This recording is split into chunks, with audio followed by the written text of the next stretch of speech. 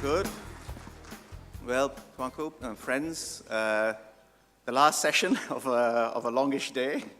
So the topic is cross-national frameworks for management of national inequality.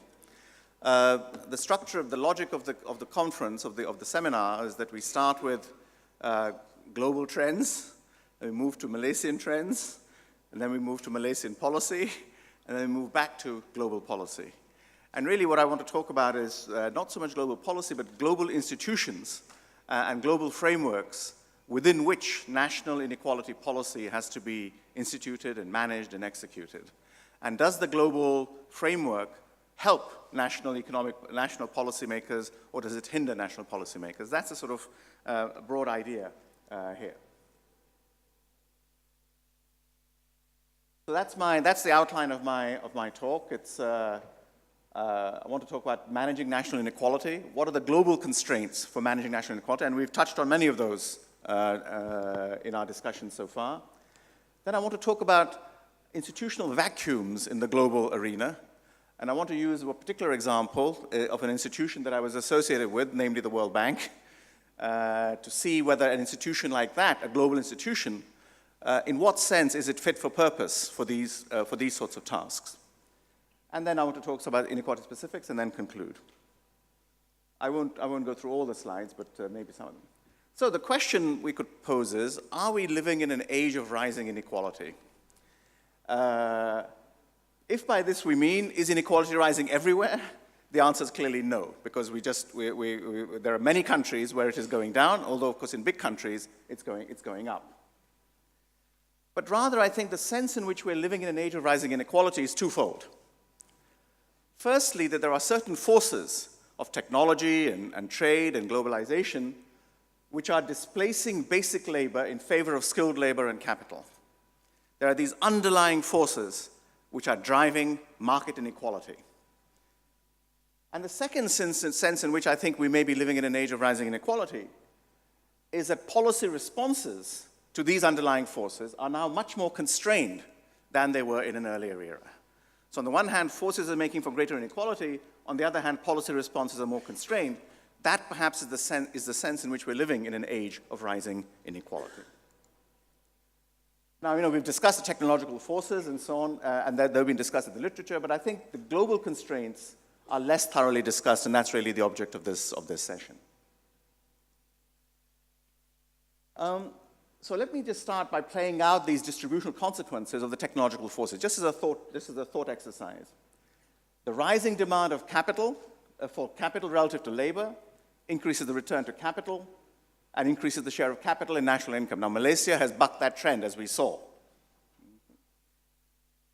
And further, rising demand for skilled labor relative to basic labor will increase the skill premium and also increase wage inequality in that way. What are the possible policy responses to these underlying structural forces? One is that we have these demand-side forces which are leading to a rise in the demand for capital and skilled labor. Well, you counteract the demand-side forces by increasing the supply of skilled labor through greater education and so on. That's a Latin American strategy. The second would be to use regulatory instruments. Minimum wages have already been mentioned to address these wage inequality questions. And again, the role of minimum wages has been much discussed in the case of Latin America and Europe.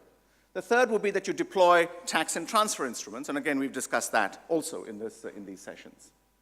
And the Europe versus US comparison is often made. In Europe, progressive taxation kept inequality in check, not sufficiently, but still nevertheless kept it in check, whereas in the US, in fact, progressivity declined further.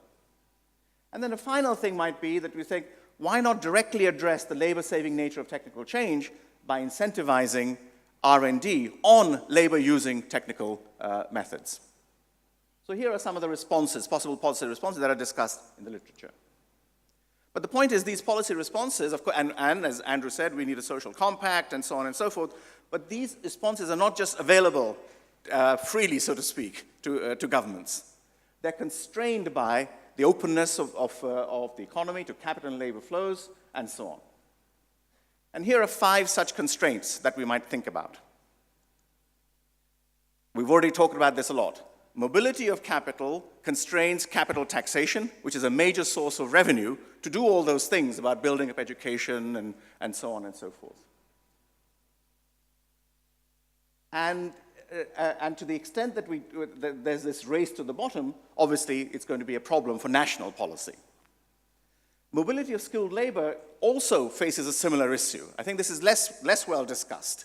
Highly skilled labor, which is mobile across different jurisdictions, and think of having highly progressive income taxes, very high tax rates on the very high income earners.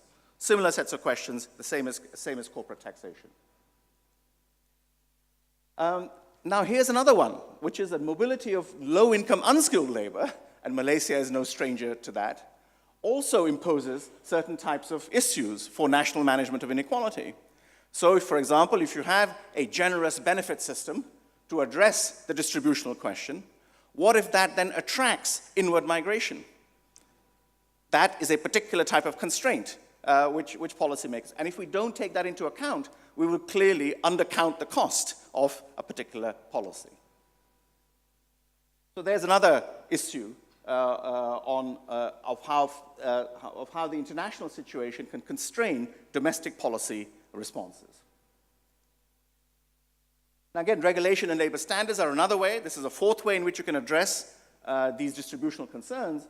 But again, we understand the issue of a race to the bottom on labor standards, okay, where each country is trying to outdo the other one in lowering its standards, or actually having the standards but looking the other way in terms of enforcement. So here's another issue where the current situation, I would say, is very different from 30 years ago, 40 years ago. And the final one is consider incentivizing public investment, public sector R&D. We said, look, we have to develop, Malaysia has to develop, whatever has to develop new technologies which are labor using, not labor saving. But this type of R&D has classic public goods problems, where a country which develops it cannot appropriate the benefits of that. And these are classic public goods problems, which in fact are a standard problem in research and development. So, I now want to move to so that, if you like, is the layout of the problem. These are global spillovers across countries, etc. And what is the institutional setup which we have currently to manage these sorts of cross-border spillovers? Well, as I said, managing national inequality is difficult because of these cross-border spillover effects. But of course, these effects happen in many, many different contexts: greenhouse gases, financial contagion, infectious diseases, etc. At the world, these institutions to address these. But the basic problem, which I'm going to illustrate with my example, is that the institutions that we have were designed for an earlier era, and they are now not fit for purpose. And what I want to do is to discuss this by focusing on one important institution, one potentially important institution, namely the World Bank. And I want to tell the story of how, in some sense, the World Bank, in my view, has been left behind in a rapidly changing world. And the question is whether we could redesign that institution to actually address the problems of today. It's actually quite an interesting story. I hope you'll agree with me. Here is John Maynard Keynes writing in 1919 at the end of the First World War, where you will recall, basically, the peace treaty of Versailles was signed, where Germany was essentially punished in a severe way. Reparations were extracted, and Keynes warned that actually this will be the cause of the next World War, and how right he was. As it says in the second bullet, if the European war is to end with France and Italy abusing their momentary victorious power to destroy Germany, now prostrate, they invite their own destruction also, because there surely will be another war. Well, 25 years later, in 1944, towards the end of the Second World War, Keynes went from being an angry young man in 1919 to being a pillar of the establishment. He was actually the head of the British delegation to the famous Bretton Woods conference. And essentially it was Keynes, who was the leader of the British delegation, and Harry Dexter White, who was the leader of the American delegation, Roosevelt's right-hand man, who designed the financial institutions as we now see them, as we now know them, at the famous Bretton Woods conference. And there were three commissions in the Bretton Woods conference. It just tells you. Commission 1 was about the IMF, what became the IMF. Commission 2 was what became the World Bank, and Commission 3 was about everything else. Commission 1 was chaired by the American, Harry Dexter White.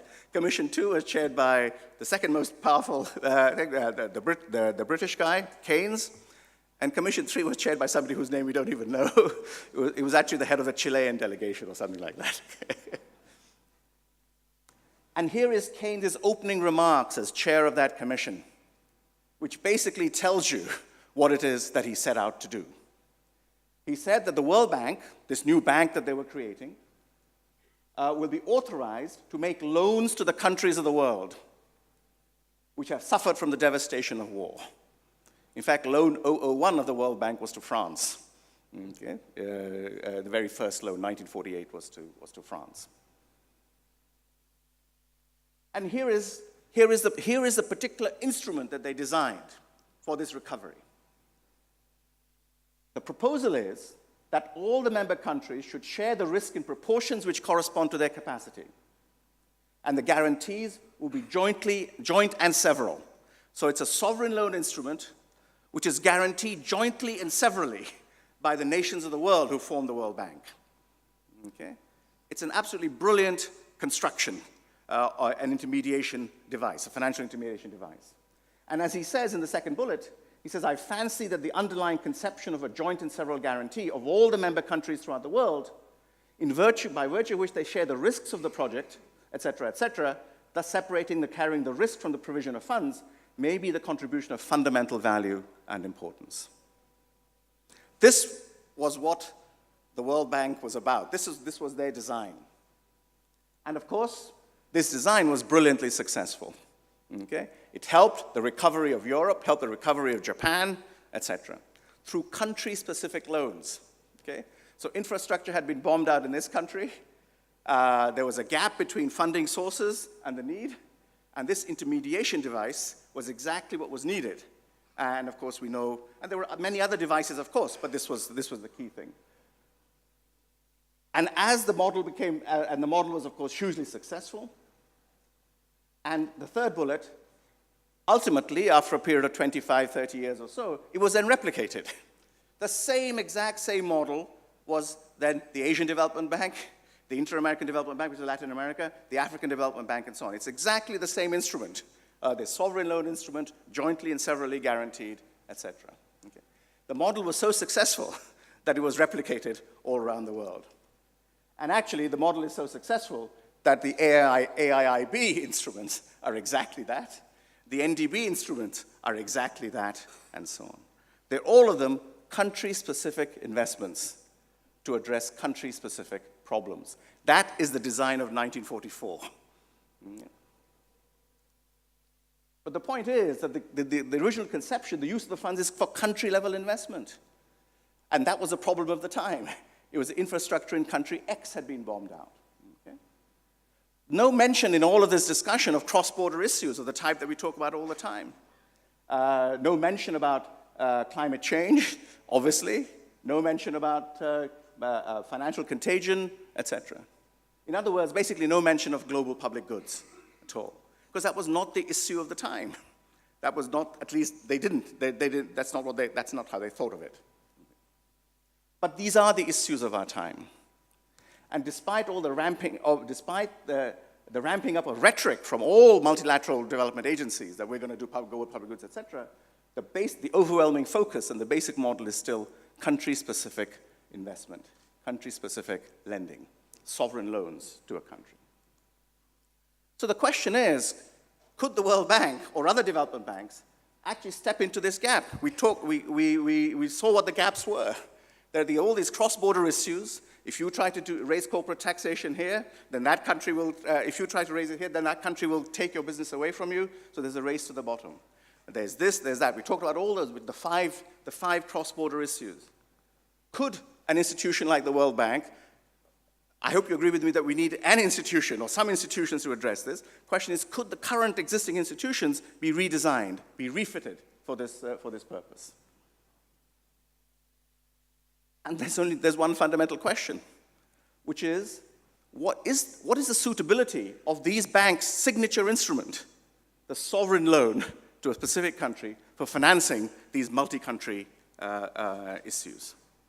And that's a problem. The whole point about global public goods, the whole point about cross-border spillovers, multiple and so on and so forth, is that the difficulty of attributing country-specific costs and benefits.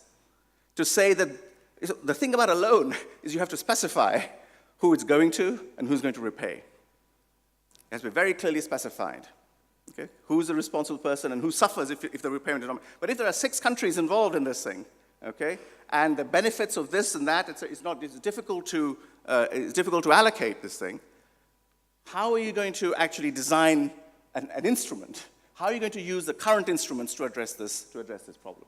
And of course, I'm not saying people have tried, various mechanisms have been tried, apex lending and so on, but the fundamental issue, in my view, remains unchanged.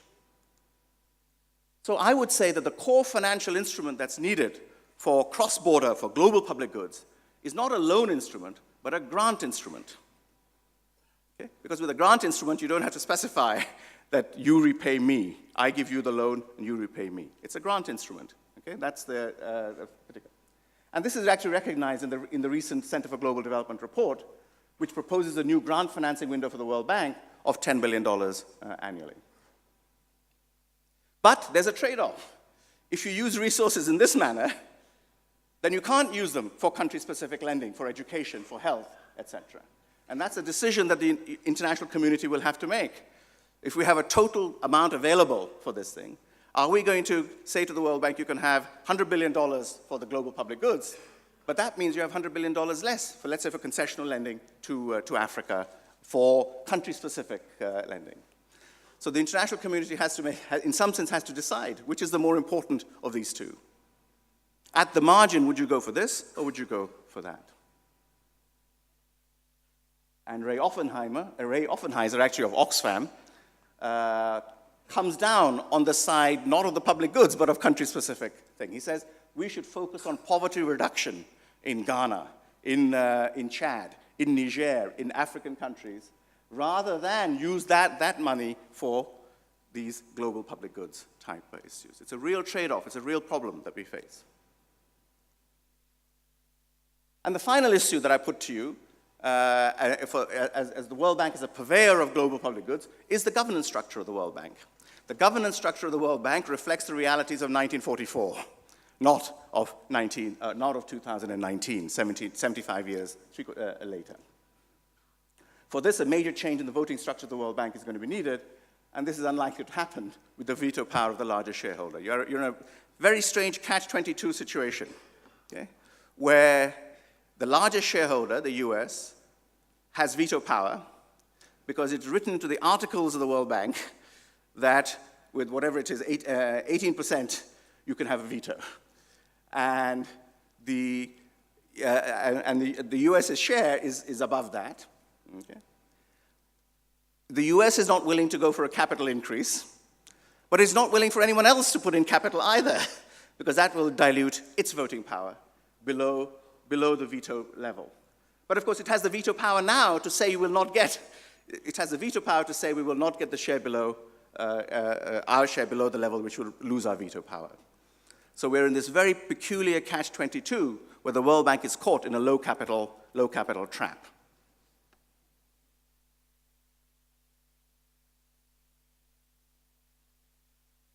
So what I'm saying to you is the following. So I've done an analysis of one particular institution, but I think it applies generically to the multilateral development banks, which are all in the image of the World Bank. The World Bank is undoubtedly was a jewel in the crown of post-Second World War recovery. No question about it. But now its traditional role as a traditional role as supplier of credit is undermined by the lack of capital increase. Its signature instrument is particularly unsuited to multi-country issues, and its governance structure, in effect, reflects 1944 and not now. So for these reasons, I believe it's unlikely to fill this gap as it's currently situated. So the World Bank, of course, as I said, is a specific case, but I believe it's reflective of an institutional vacuum that exists in the world as a whole in dealing with multi-country issues. And managing national inequality is one of these. There are many, but manufacturing is one of these. So let's just ask the question whether an institutional vacuum could be filled to lift these constraints, the 5 constraints that I talked about. And I'm afraid my conclusion is going to be somewhat negative in this regard. I think we have a real problem on our hands. So recall that what I did at the start of the presentation was that I identified 5 types of spillover effects which arise out of the inequality considerations. Other spillover effects arise out of climate and all that. But the 5 spillover effects that arrive out of our inequality discussion, which we've had during the day, is capital mobility across borders, which restricts capital taxation, skilled labor mobility across borders, which restricts high income taxation, unskilled labor mobility, which restricts transfers and subsidies at the lower end, trade agreements, which restrict labor standards, and the nature of R&D as a global public good, which restricts investment in labor-using technical change by any single country. What are the prospects for addressing each of these? Well, capital mobility and taxation is perhaps the most discussed of the 5 topics, and we've already touched upon it many times, and we can come back to this. There's a lot of discussion of illicit capital flows and all that. And there are all these mechanisms, and I give you some references, and OECD's taking the lead. The illicit type discussion is talked about a lot. But suppose there were no illicit flows. The race to the bottom question would still be there. Forget about illicit flows. The notion of legally moving your business to a place which has a low capital tax rate, and that therefore that country lowering its capital tax rate, and you threatening this country saying, if you don't lower your tax rate, I'm going to go to this country, that will be there no matter what, whether it's illicit or not. On taxation of high incomes, again, we should separate out, I think, the illicit type stuff and the straightforward race to the bottom type stuff. On illicit, again, there's growing cooperation amongst different countries and governments and so on, and there's a sort of a cat and mouse game between those who are evading and those who are chasing after them, and that discussion we can have. That's fine and whatever. As I say, illicit tax evasion is one thing. But governments using low rates of personal income tax to attract and keep high-skilled and high-earning individuals is quite another. That's a conventional race to the bottom type argument. We have the general issue is how to institute and manage minimum tax regimes across countries, minimum income tax regimes across countries, and minimum corporate tax. And we have no institution just now, we have no global institution which can address this. Unskilled labor migration, similar types of cross-border issues in this thing, okay? If I up my benefits to the lower end, that'll then attract in-migration in this context, okay? And it all depends upon, of course, if you can do the technical calculations, it all depends upon the elasticity of in-migration as a function of whatever wage benefits you give in this thing. And I give you some estimates. They're quite high. They're quite high. But the point is that this is intimately linked to the issue of migration policy in general, and actually we don't have a global institution to address this type of question at all. Race to the bottom in labor standards, similar type of issue. Okay. Let's go to the second bullet. The appropriate global institution for developing and enforcing common norms so that you don't get a race to the bottom on labor standards is meant to be the ILO. There are all these ILO conventions that we sign up to and all that sort of stuff, okay? But all of us know, and there's empirical evidence, that there is indeed a race to the bottom in labor standards. If the ILO worked the way that it's meant to, if it had teeth, okay, then we could maybe institute and norms, minimum labor standards, and enforce those norms. But the ILO has no teeth. Therefore, that's also an institution which is not working from that point of view. And let me turn finally to the fifth one, which is R&D. Okay? In my view, there is a need for a global response to the global necessity of encouraging R&D into labor-using technical change, into efficient labor-using technical change. Okay? And really, it has to be an institution at the international level, because if any one country does it, by definition, it's underinvesting in that because this is a global public good. Okay? And the international community actually in the past has set up institutions to finance global R&D, for example, in agricultural research. Okay. The spread of the Green Revolution, technology, etc., was actually financed by global research institutions. They were later consolidated into the CGIAR, the Consultative Group on International Agricultural Research. So why don't we think about a consultative group on international technological research in the same format, where at the international global level, we would be thinking about R&D into labor-using technical change. Just as 50 years ago, we thought about research into high-yielding varieties in agriculture, in seed. Now, one possible vehicle for financing this could be the World Bank.